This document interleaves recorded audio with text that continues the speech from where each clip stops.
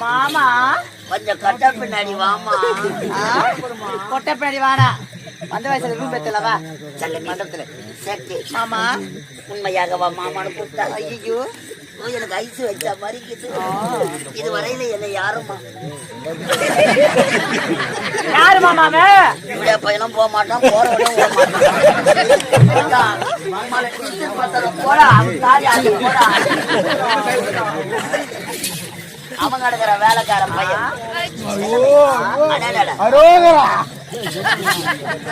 கம்பன் காணாத காவியம், காலத்தில் எழுதாத ஓவியம், அழகா இது தபமிழக்க முனிவர்கள் கூட